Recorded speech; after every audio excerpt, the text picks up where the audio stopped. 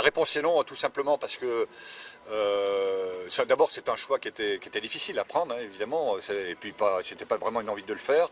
On sait que si on voulait les rouvrir, on a des contraintes budgétaires importantes et encore, voire même techniques, mais tant bien qu'elles soient budgétaires, c'est des millions d'euros qu'il faudrait réinvestir dans l'outil et on n'est même pas sûr d'être en capacité de le faire.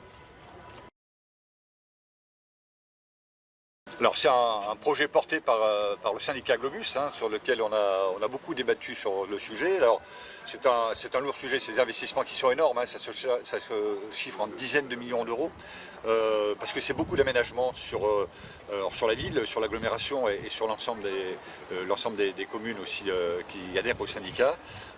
Nous sommes sur une phase, on va dire, d'approche. Hein, c'est la réflexion qu'on a eue sur la réflexion de la restructuration du réseau bus participe à tout ça avec la mise en place future des deux pôles, on va dire pôle Nord, hein, même si on n'est pas en Antarctique, mais qui serait le pôle de la gare et celui de pôle Sud qui serait celui de l'Europe, fait partie de ce projet de tracer la mise en place aussi des nouvelles lignes ABC.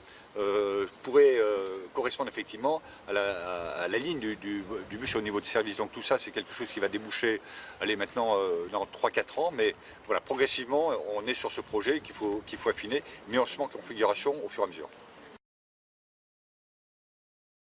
Je sais que ça fait un peu de bruit dans certains secteurs. Tout le monde voudrait tout gratuit.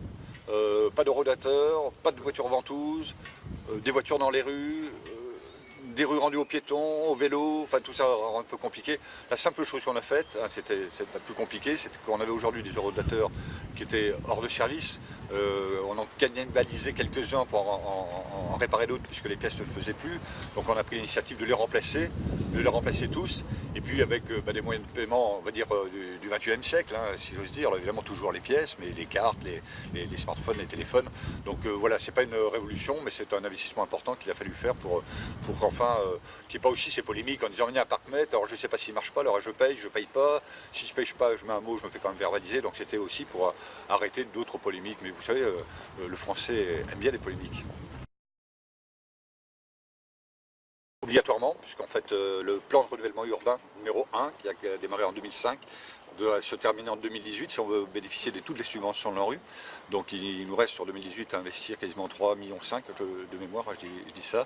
Et donc en fait on a engagé tous ces travaux qui se termineront obligatoirement en 2018 et sur l'avancement des travaux j'ai aucune inquiétude. Hein. Si vous allez dans le quartier, c'était mon cas il y a une quinzaine de jours, les choses avancent très vite et on a fait un très beau quartier.